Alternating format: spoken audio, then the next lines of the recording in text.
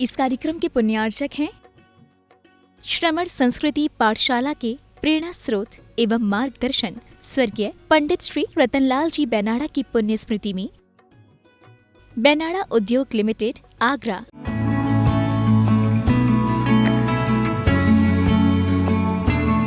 जय जिनेन्द्र नमिऊण वड्यमाणं परमपाणं जिणं तिशुद्धेन वोच्छामिरयण सारं सायारिणयार्धं मीणं। पंच परमेष्ठी भगवान की जय। द्वादशांग जिनवाणी माता की जय। आचार्य भगवंत श्री कुंद कुंद स्वामी महाराज की जय। आचार्य भगवंत श्री विद्यासागर जी महामुनिराज की जय। परम पूज्य गुरुदेव निर्यापक श्रमण मुनिपुंगो श्री सुधा सागर जी महाराज की जय। अढ़ाई द्वीपस्थ समस्त महामुनिराजों की जय। आचार्य भगवंत कुंद कुंद स्वामी द्वारा रचित रयणसार ग्रंथ का हम स्वाध्याय कर रहे हैं और आचार्य महाराज कितने परम दयालु हैं। हम श्रावकों के ऊपर इतना बड़ा उपकार वो कर रहे हैं, हमें समझा रहे हैं कैसे अशुभ भावों से हमें बचना है और शुभ भावों में प्रवृत्त होना है।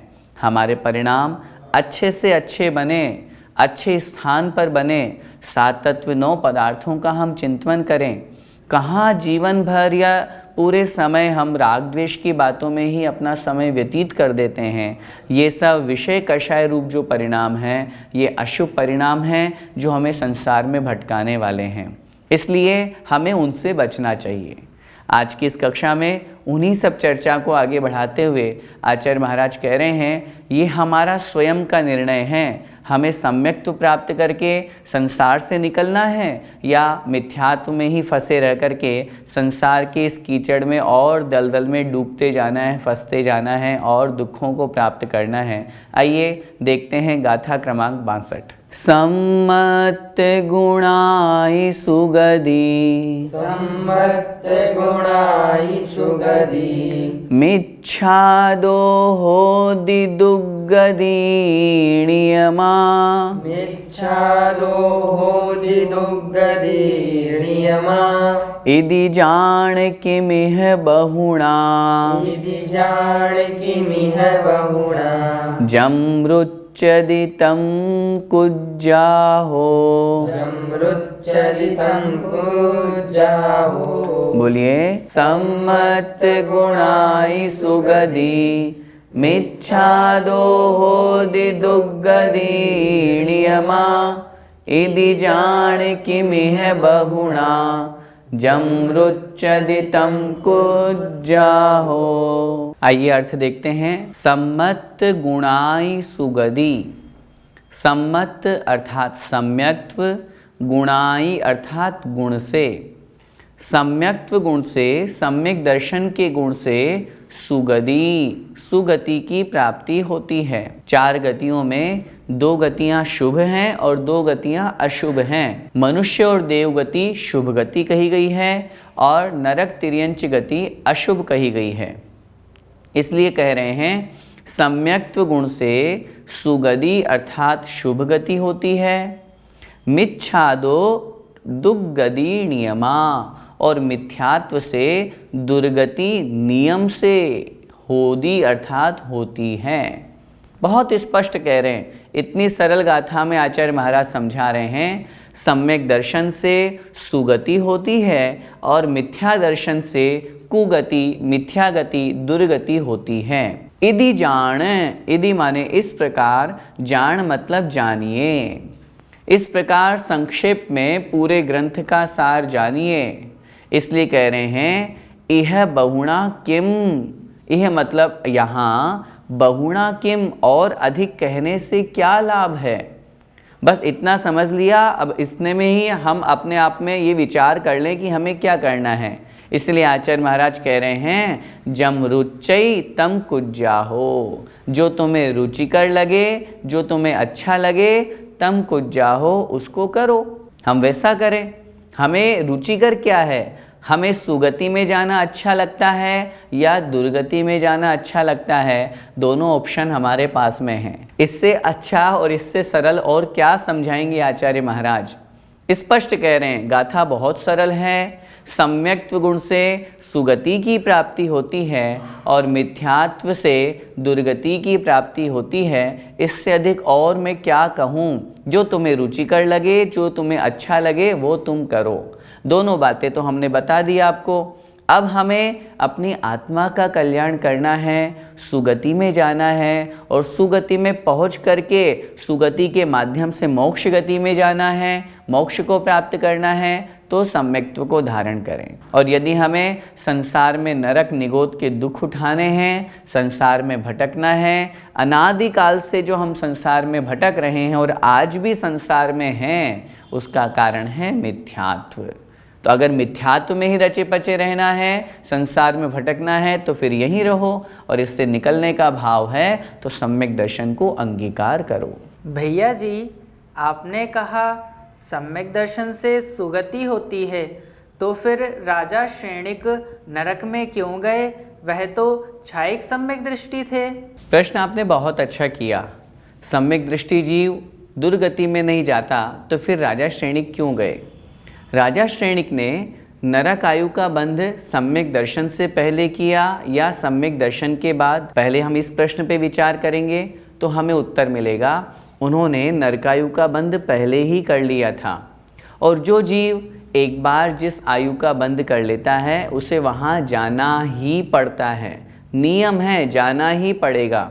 लेकिन देखिए, आप सम्यक दर्शन का प्रभाव की बात कर रहे हैं, तो जहाँ राजा श्रेणिक ने उस मिथ्यात्व अवस्था में यशोधर मुनि महाराज के ऊपर उपसर्ग करके 33 सागर की 7वें नरक की आयु का बंध किया था, सम्यक दर्शन के प्रभाव से वह 33 सागर की आयु घट करके कम हो करके पहले नरक की मात्र 84,000 वर्ष रह गई। तो सम्यक दर्शन के प्रभाव से नरक में नहीं गए, सम्यक दर्शन के प्रभाव से वो 7वें नरक की 33 सागर की जो असंख्याता संख्यात वर्षों की आयु थी, वो भी घट करके कुछ वर्षों की संख्यात वर्ष की मात्र 84,000 वर्ष की रह गई।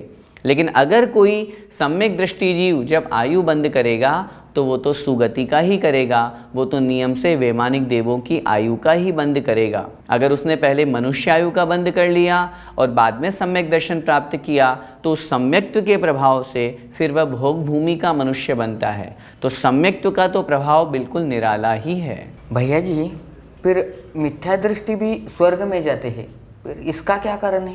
बिल्कुल सही प्रश्न पूछा आपने। मिथ्या दृष्टि भी तो स्वर्ग में जाते हैं और आप तो कह रहे हैं कि सुगति में सम्यक दर्शन के प्रभाव से जाते हैं और मिथ्यात्व के प्रभाव से तो दुर्गति की प्राप्ति होती है। बात यही यहाँ पर एक सिद्धांत की अपेक्षा समझेंगे तो वह तो यही आएगी कि जिसने पहले सम्यक्त्व के साथ में आयु बंद किया है, वो तो नियम से वैमानिक देवों की आयु का ही बंद करता है। लेकिन अगर बाद में वो मिथ्या दृष्टि बन गया, तो उसका सम्यक्त्व छूट गया, तो जाना तो उसे देव पर्याय में ही पड़ेगा, क्योंकि एक बार जिस आयु का बंध हो जाता है वो उसे प्राप्त करनी ही होती है। दूसरा कारण, अगर कोई मिथ्या दृष्टि देव आयु का भी बंद करता है, तो उसके पीछे उसका कारण मिथ्यात्व के साथ साथ उसकी कषायों का शमन है। पहले गुण स्थान में भी तो शुक्ल लेश्या पाई जाती है। तो जहाँ अत्यधिक तीव्र कषाय रूप परिणाम होंगे, संक्लेश परिणाम होंगे, मिथ्यात्व का तीव्र उदय होगा और उस रूप परिणाम होंगे, तब तो वो नियम से दुर्गति का ही पात्र होगा। लेकिन अगर मिथ्यात्व के साथ में उसके परिणाम कुछ शुभ क्रिया में भी लगे हुए हैं, कोई खोटा तप रहा है, कुतप तप रहा है, तो उस तप के प्रभाव से या उस लेश्या के परिणामों के प्रभाव से उसे देव पर्याय भी प्राप्त हो सकती है। तो वहाँ मिथ्यात्व के कारण से देव पर्याय नहीं मिली, उस मिथ्यात्व के साथ में जो उसके कुछ अच्छे परिणाम थे, उस कारण से उसको देव पर्याय की प्राप्ति होती है। और आगे अब इसी बात को आचार्य महाराज कह रहे हैं कि कठोर तप तपने के बावजूद भी अगर कोई मोह को, मिथ्यात्व को नहीं छोड़ पाता, तो संसार का नाश नहीं हो पाता। देखिए, मोहन छे जय अप्पा, मोहन छे जय अप्पा, दारुण कम्मं करे बहुवारं, दारुण कम्मं करे बहुवारं नहु पावै भवतीरं पावै भवतीरं किं बहु दुःखं वहेयि मूढमदी। किं बहु दुःखं वहेयि मूढमदी। बोलिए, मोहन छे जय अप्पा दारुण कम्मं करे बहुवारं नहु पावै भवतीरं किं बहु दुःखं वहेयि मूढमदी। शब्दार्थ देखिए, मोहन छिज्जई अप्पा। अप्पा मोह छिज्जई ण। अप्पा अर्थात आत्मा। जो आत्मा मोह अर्थात मोह को, मिथ्यात्व को न छिज्जई नष्ट नहीं करता है, जो आत्मा अपने आत्मा के साथ में जुड़े हुए उस मोह अथवा उस मिथ्यात्व को नष्ट नहीं करता और क्या करता है, दारुण कम्मम बहुवारम करेई। दारुण अर्थात कठिन, भयंकर, भयंकर से भयंकर, कठिन से कठिन जो कर्म हैं, जो क्रियाएं हैं, जो कार्य हैं, व्रत उपवास आदि हैं, एक एक दिन के नहीं, दो दो दिन के, तीन तीन दिन के, 10-10 दिन के उपवास आदि जो क्रियाएं बहुवारम करेई, बहुत बार करता है, लेकिन मोह नहीं छोड़ता। व्रत उपवास खूब कर लेता है, लेकिन जो आत्मा मोह मिथ्यात्व को नहीं नष्ट करता है, हूँ मतलब निश्चय से, भवतीरम न पावह, वह आत्मा भवतीर संसार के किनारे को न पावई प्राप्त नहीं कर पाता। वो संसार से नहीं निकल पाता, वो संसार के किनारे पर नहीं पहुंच पाता। वह मूढ़मदी बहुदिक्खम किम वहेई, वह मूर्खमती है, अज्ञानी है, अज्ञान रूप बुद्धि वाला है, समझ में नहीं आता। बहुत दुखम किम वहेई, वो बहुत दुखों को क्यों उठाता है। अरे जब व्रत उपवास इतना कर रहा है, खूब साधना कर रहा है, तो फिर एकमात्र जो मिथ्यात्व है, जो मोह है, उसको क्यों नहीं छोड़ पा रहा, उसको क्यों नष्ट नहीं कर पा रहा, उसमें क्यों फंसा हुआ है, क्यों अपने आप के शरीर को ही अपना आत्मस्वरूप मानता है, जबकि व्रत उपवास खूब कर रहे हैं। तो आचार्य महाराज कह रहे हैं मूर्खमती है वो, अज्ञानी है वो। मुझे ये समझ में नहीं आता, आचार्य महाराज खुद कह रहे हैं, मुझे ये समझ में नहीं आता इतना सब कुछ तप करने के बावजूद भी वो क्यों कष्ट उठा रहा है तप आदि के, क्यों मिथ्यात्व में फंसा हुआ है। तप करने से कष्ट तो होता ही है, तो वो तप वाला कष्ट क्यों उठा रहा है। अगर वो थोड़ा सा तप करे और मिथ्यात्व को छोड़ दे तो मोक्ष परम पद को प्राप्त कर सकता है। इसलिए इस संसार में दुखों को प्राप्त कराने वाला, भटकाने वाला जो मूल जड़ है वो है मोह है। उसी मोह को छोड़ेंगे तब तो हमारी आत्मा का कल्याण होगा। भैया जी, तो क्या कठिन तप तपने पर भी संसार का किनारा नहीं मिल सकता? संसार के किनारे को प्राप्त करने का जो मुख्य साधन है वो तो यही है, घोर तप करना, अत्यंत और उग्र से उग्र तप करना। लेकिन अगर उस तप में मोह जुड़ा हुआ है, मिथ्यात्व जुड़ा हुआ है, तब फिर वो तप संसार के किनारे का कारण नहीं बन करके संसार के भोग विलास तो प्रदान कर देगा, लेकिन संसार को नष्ट करने में निमित्त नहीं बन पाएगा। पंडित दौलत राम जी ने लिखा है ना, कोटि जन्म तप तपे ज्ञान बिन कर्म झरे जे, ज्ञानी के छिन माही त्रिगुप्ती ते सहज टरे ते। करोड़ों जन्मों में हमने खूब तप किया, लेकिन उसके बावजूद भी कर्म का नाश नहीं हुआ, तो भी संसार में भटक रहे हैं। और वही जो ज्ञानी हैं, ज्ञानी से मतलब सम्यक दृष्टि, सम्यक ज्ञानी, आत्मज्ञानी, वे मुनि महाराज त्रिगुप्ती थे, जहाँ मन वचन काय तीनों गुप्तियों को, तीनों योगों को अपने वश में रख करके गुप्ती का जहाँ पालन हो रहा है, सम्यक चारित्र के साथ में जहाँ पालन हो रहा है, तो वहाँ क्षण मात्र में ही वो आत्मस्वरूप को प्राप्त कर लेते हैं। तो कहने का तात्पर्य यही है, उस तप के कारण से तप के साथ में आत्मज्ञान और सम्यक दर्शन होना अनिवार्य है। तो आज की कक्षा में हमने जो दोनों गाथाएं पढ़ी, बहुत सुंदर और बहुत सरल गाथा। क्या कहा आचार्य महाराज ने, सम्यक दर्शन से सुगति की प्राप्ति होती है और मिथ्या दर्शन से दुर्गति की। हमें क्या चाहिए? सुगति या दुर्गति? सुगति। सुगति। तो सुगति अगर हमें चाहिए, और सुगति भी क्यों? संसार में भटकने के लिए नहीं, संसार से निकलने के लिए। क्योंकि मोक्ष प्राप्त करने के लिए सुगति का होना आवश्यक है। मनुष्य गति से ही मोक्ष मिलेगा।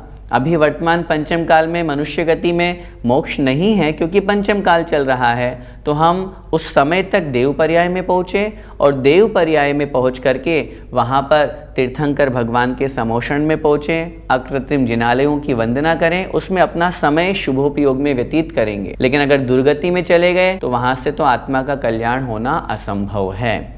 इसलिए अगली गाथा जो हमने समझी, मोह के कारण से संसार में भटकन होती है, और अगर मोह के साथ में कोई कितना भी तप कर ले तो भी वो संसार से नहीं निकल सकता। हम मिथ्यात्व से दूर हों, सम्यक्त्व को प्राप्त करें, और जैसे ही सम्यक दर्शन प्राप्त होगा, सम्यक ज्ञान तुरंत उसी समय हो जाएगा, और फिर कोशिश करके सम्यक चारित्र को अंगीकार करके रत्नत्रय को धारण करें और मोक्ष मार्ग पर लगें। और मोक्ष मार्ग में लगकर एक दिन अपनी आत्मा को सिद्धालय में सिद्ध भगवान के समकक्ष विराजमान करें। इसी मंगलमय भावना के साथ बोले द्वादशांग जिनवाणी माता की जय।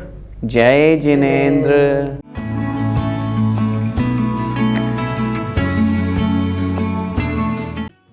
इस कार्यक्रम के पुण्यार्चक थे श्रमण संस्कृति पाठशाला के प्रेरणा स्रोत एवं मार्गदर्शन स्वर्गीय पंडित श्री रतनलाल जी बेनाड़ा की पुण्य स्मृति में बेनाड़ा उद्योग लिमिटेड, आगरा।